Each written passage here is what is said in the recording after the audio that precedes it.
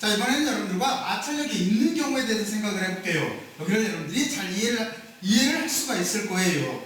두 문제 다 마찰력이 있는 경우에요. 첫 번째 문제는 뭐냐면 좀 전에 여러분들하고 다뤄봤던 빗면 문제에서, 경사면 문제에서 이번에는 마찰이 있는 경우에요. 그리고 두 번째는 물체를 이쪽에서 이렇게 밀었대요. 초기 속도를 가지고 밀었을 때 이 물체가 가다가 정지를 했대요. 그랬을 때 여기에서 이동한 거리를 구하라고 하는 문제예요. 자, 그러면 제가 간략하게 설명을 했으니까 일단 여러분들이 두 문제에 대해서 머릿속으로 한번 사고실험을 통해서 인지들을 한번 해보세요. 제가 지금 사고실험을 하라고 한 건 뭐냐면 실제 현상을 머릿속으로 상상을 해보라는 소리예요. 문제를 읽고 실제 현상을 상상들을 해봐요. 기본 꼴은 여기서처럼 이렇게 그림으로 주어져 있어요.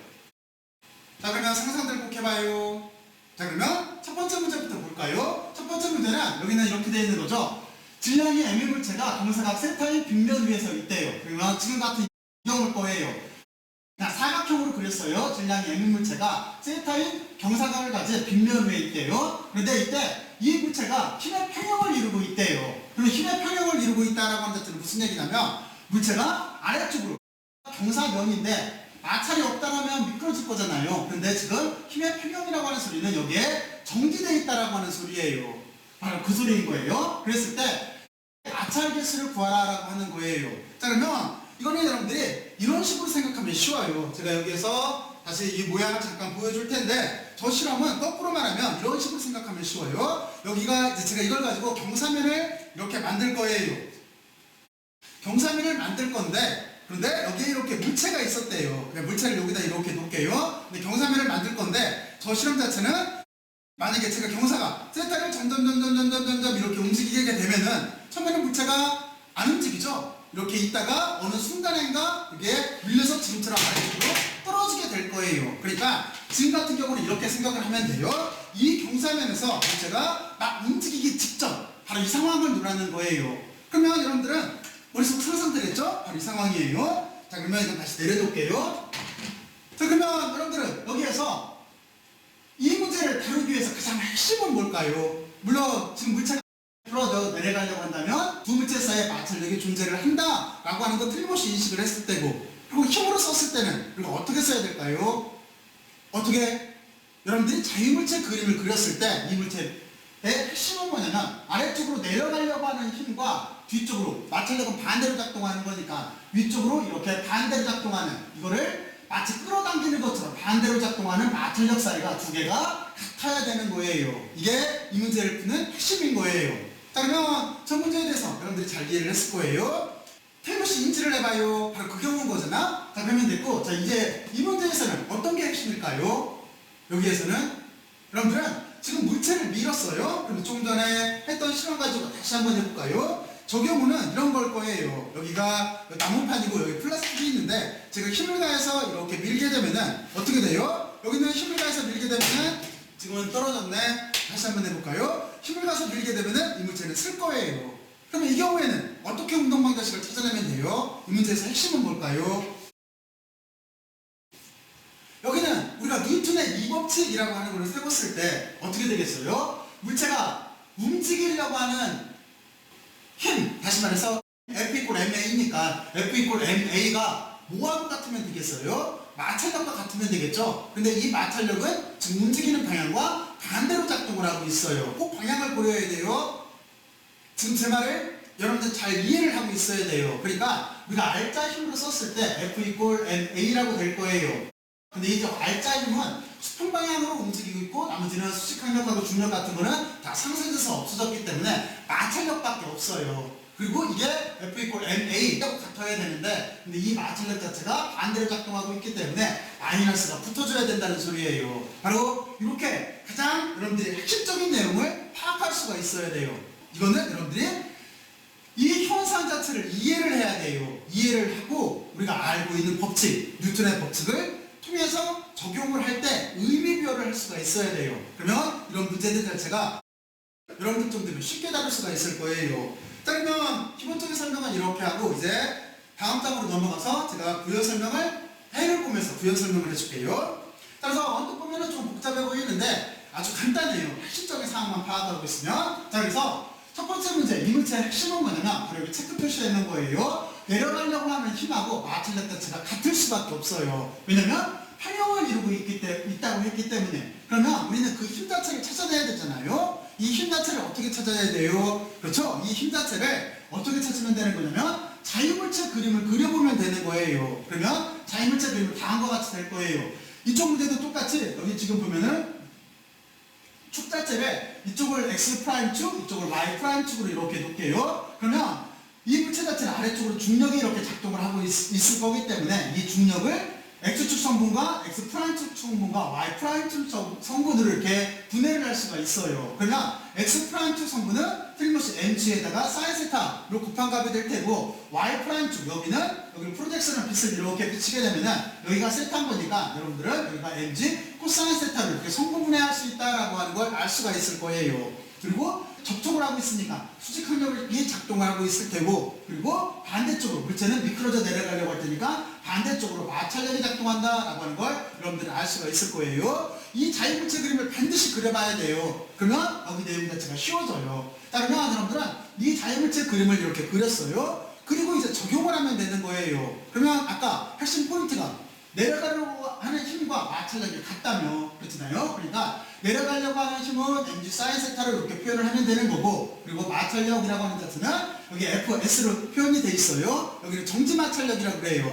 여기 소문자 s로 써 있는 건 정지 마찰력이라고 그래요. 왜냐면 운동하기 바로 직전에 마찰력이기 때문에 정지 마찰력인 거예요. 어쨌든지 간에 바로 이런 상황에서 여러분들은 마찰력이라고 하는 자체가 여기 마찰 개수하고 수직항력에 비례를 한다라고 하는 걸 알고 있어야 돼요. 힘을 때 이걸 그랬었잖아요. 그래서 여기는 마찰력은 이렇게 표현이 될 테고, 그리고 수직항력은 지금 어떤 값인 거예요? 수직항력이라고 하는 자체는 지금 이 수직항력은 두 개가 같아요. 무슨 얘기냐면 중력의 y' 축 방향의 성분하고 지금 이쪽으로 있는 물체 이렇게 수직항력, 경사면에서 올라가려고 하는 수직항력 자체는 서로 같을 수밖에 없어요. 그러니까 이쪽은 mg 코사인 세타가 이렇게 될 거예요. 그리고 여기에다가 소문자를 이렇게 C자를 이렇게 붙여놓은 거는 임계각이라는 뜻이에요. 아까 실험에서 보여줬듯이 경사면이 기울어지는 임계각을 크리스탈 앵글 해가지고 C자를 붙여요. 그래서 그 임계각이다 해서 여기를 C자를 이렇게 붙여놓은 거예요. 바로 이렇게 두 식을 찾을 수가 있을 거예요.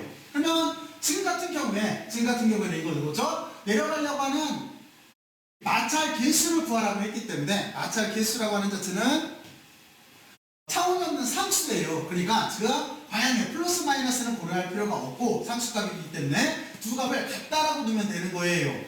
두 값을 같다라고 놓고, 그리고 여기에 사인이 있고 이쪽에 코사인이 이렇게 있다라고 한다면 우리는 탄젠트를 삼각함수로 보게 되면은 코사인분의 사인인 거죠. 그래서 코사인분의 사인꼴로 이렇게 정리를 해서 여기를 탄젠트 값으로 써주면 되는 거예요. 여기 mg라고 하는 물체 무게에 대한 텀은 다 없어지게 되고, 그래서 마찰 개수라고 하는 텀은 단지 탄젠트 세타, 그러니까 이 세타, 임계각 세타에 비례한다라고 하는 거를 우리가 알 수가 있어요. 과학은 단순하죠? 지금 표현해 놓고 보면은 바로 이렇게 마찰 개수값을 구할 수가 있어요.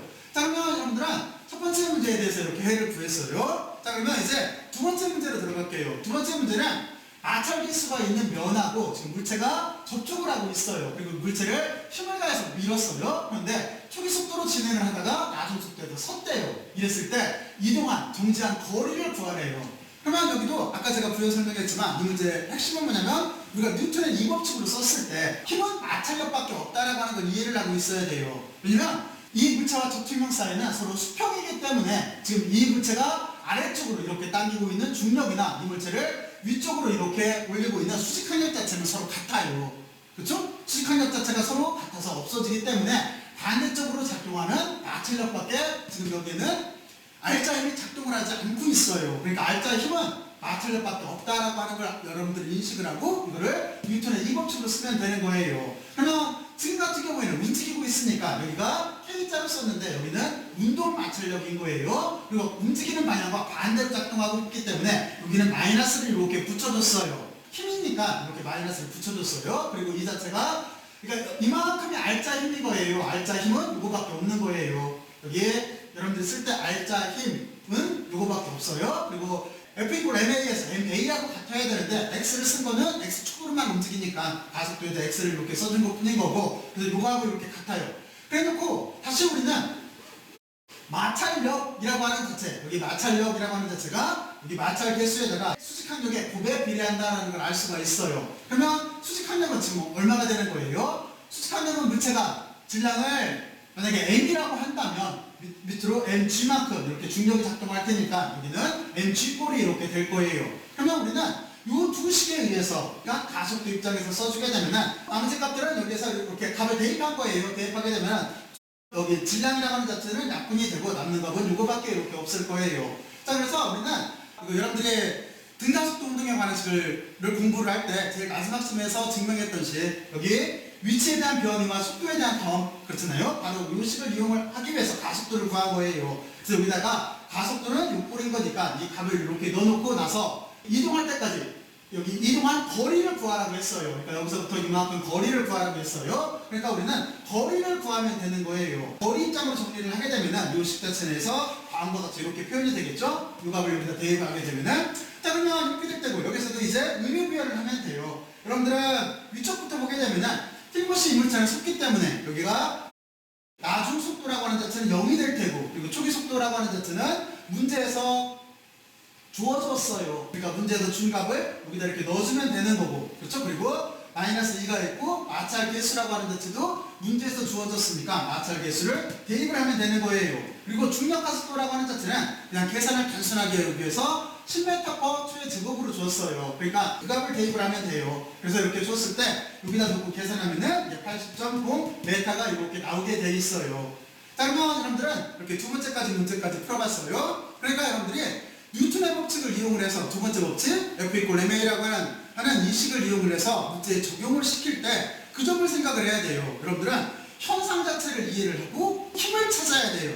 힘을 찾을 때 지금과 같은 경우에는 마찰이 있는 경우예요.